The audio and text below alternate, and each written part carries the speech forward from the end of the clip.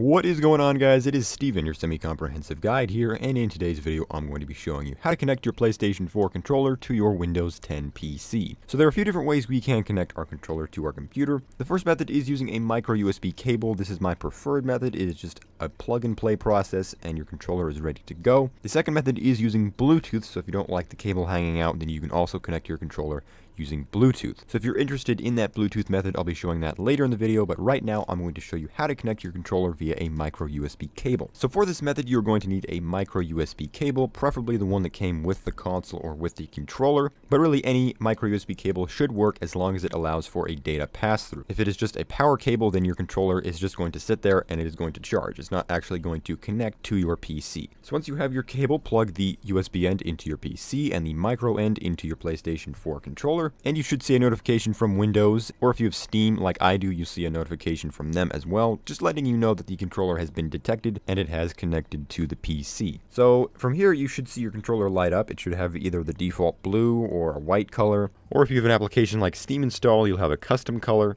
And this basically just lets you know that the controller is connected. If it is a glowing orange color, then you are using the wrong type of cable or wrong USB port, or there is something wrong because the controller is just charging and nothing is actually being connected. But any other color is a good sign. So from here, we can just open up a game that we want to use the controller with. So the most popular game launcher is Steam, so I'm going to show that first. I'm going to open up Steam and I'm going to go into Big Picture mode. And once Big Picture mode has opened up, you can see that the controller does work with this interface. I can move the control stick back and forth and it navigates through the menus. I can press all the buttons and it works just fine in this environment. So before we open a game here, I just want to change a few settings in Steam here. So head up to Settings, then go down to Controller Settings.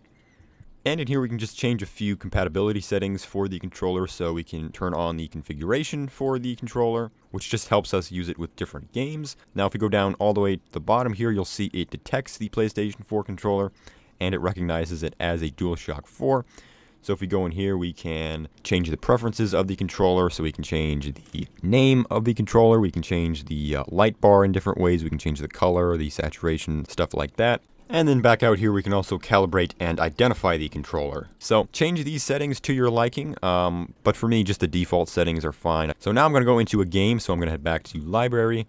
And you'll notice here in the library, if I go to my recent games, each game has a little icon in the bottom right corner that lets you know if the game is compatible with a controller. So as you can see here, Titanfall has that icon, Rocket League has it, but Undertale down here has a keyboard icon, which is basically telling us that only a keyboard is compatible with this game. So just keep that in mind when you're browsing. Just choose the games that are compatible with a controller and those will work. So I'm going to show you Rocket League in today's video, so I'm going to open Rocket League up, and once it is loaded here, you'll notice that the UI and everything looks very similar to what it would look like on a PlayStation 4. All the button prompts match up to the DualShock 4 button prompts, and that is the main advantage of using a PlayStation 4 controller with Steam. They have great compatibility with these controllers and all the buttons match up. And if a game is on PlayStation 4 and it is also on Steam, all the button prompts and everything will match up perfectly. So it's basically a seamless experience. It's just like you're playing on your PlayStation 4. And I will credit Steam once again for that. I've not run into any issues using a controller with Steam. You might have an issue if you plug in the controller midway through a game opening,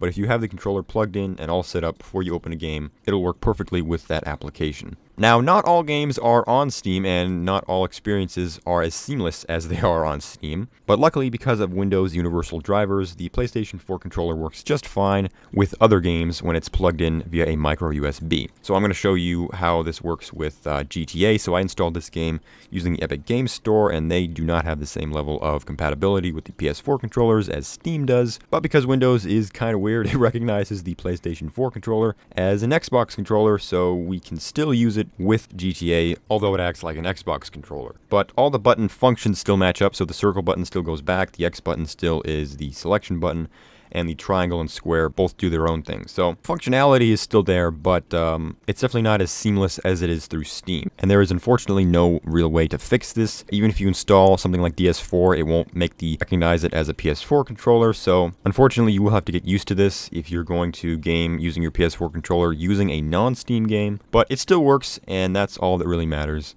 So that about does it for the micro USB cable method. Like I said, if you are having issues getting this to work, just make sure that the cable is plugged into a newer USB port. I'd recommend plugging it into a USB 3.0 or later. Also make sure the cable is allowing for data pass-through, and just make sure all your Windows drivers are up to date. Be sure your system's up to date. But other than those things, everything should work just fine. Windows does a great job recognizing the controller, and you can use it with pretty much any game on the system. So that method was pretty easy, but you might not like the cable hanging out the back of your controller, and you might just want a more modern, seamless, wireless experience with your DualShock 4 controller. And luckily, Windows also allows for our DualShock to be connected via Bluetooth, so we can connect it wirelessly without the cable. Now, there are some downsides to this method, which I will get into in a little while, but for now, let's get started with the setup. So in order for our controller to actually show up, we have to put it into pairing mode, and to do that, we have to press the PlayStation button and the share button on our PS4 controller for about 5 to 7 seconds until you see the light bar on the back start to flash. Once it does, it means it is in pairing mode and it is ready to be connected.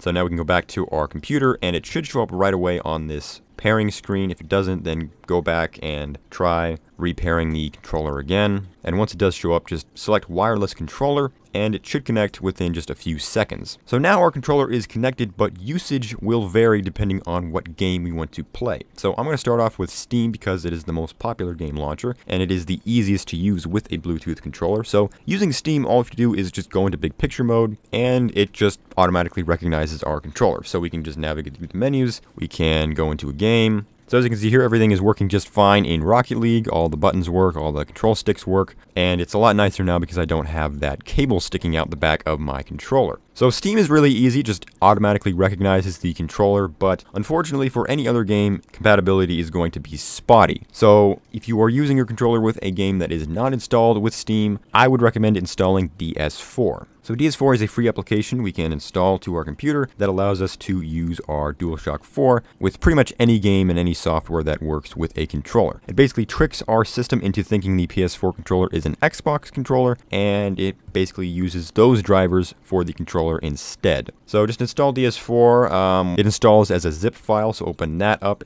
extract everything into its own folder, then click on the DS4 Windows application right here. It'll then ask you to install the appropriate drivers. Do that. If you're on Windows 7, install the Xbox 360 drivers as well, but if you're on Windows 8 or newer, just ignore this step. And once it is done, it should automatically recognize our PlayStation 4 controller. Just go over here to this first menu, and it should be the first device listed right here. If it's not listed, then be sure it's connected via Bluetooth, and if it's still not listed, you might have to restart DS4 or even restart Windows in order for it to recognize the controller. So mine recognized it right away, so it's all good. So we can change a few settings. We can change the light bar settings in this menu. We can change the button layout, so you can customize it how you want. And once it is installed, we can just open up any game and use it as if it were an Xbox controller. So I'm going to use GTA for today's video. And as you can see here in GTA, I can drive around with the PlayStation 4 controller connected wirelessly. Everything is working just fine on the controller end. Now, once we are finally done gaming and we are done using our controller wirelessly on our PC, you might actually want to disconnect it and reconnect it to your PlayStation 4. And this is where the main downside is for Bluetooth. The reconnection process for PC and PS4 is kind of difficult and can take some troubleshooting and take some time depending on how your controller is set up. So if you turn your PC off or even put it into sleep mode, the controller will disconnect and you're going to have to reconnect it just like I did earlier. So you're going to have to go through the whole setup process again, put the PlayStation 4 controller into pairing mode, go back to your settings, add a new Bluetooth device, be sure to forget your old controller, add it as a new one, and then get everything all set up and good to go. Then once it is reconnected, then you have to go back to DS4, be sure it's open, be sure it is once again being recognized by DS4 and all set up. And once it is, then you can continue to use your controller on your PC. So that is the main downside. You have to reconnect it all over again, and that can take some time, especially if you just want to jump into a game. Now, if you want to reconnect the controller back to your PlayStation 4, that process can be just as complicated. You have to get a micro USB cable, specifically one that allows for data pass-through, plug the USB end into your PS4, plug the micro end into your controller, and then turn on your PlayStation 4 and log in with your user on your controller by pressing the PlayStation button. and you should be good to go to disconnect it from your PlayStation 4, and you can just use your controller wirelessly as normal. So that setup process does take some time, so if you're going back and forth between your PS4 and your PC, this can take a long time. But if you hate wires that much and you just don't want to have a cable plugged into your PC, then this is the only way to go. Now, if you're having issues connecting and reconnecting the controller to your PC, once again, it could be driver issues. Be sure that your drivers are all up to date. And in my experience, there are just a lot of issues you can run into when you connect your controller wirelessly. Some of them can be easily explained and others can't, so unfortunately if you do run into an issue, I cannot guarantee I can respond to your comment and solve that issue, because it could be that your Bluetooth drivers are out of date, it could be something wrong with your PC, it could be something wrong with your controller, it could be something wrong with some software you have installed. A lot of issues can arise when you are using your controller with Bluetooth, which is why I only use the cable method when I am gaming using my DualShock 4 controller. So if you have any questions or comments, leave them down below. Other than that, be sure to like and subscribe and do all that fun stuff here on the channel. And other than that, I've been Steven, your semi-comprehensive guide, and be sure to have a wonderful rest of your day.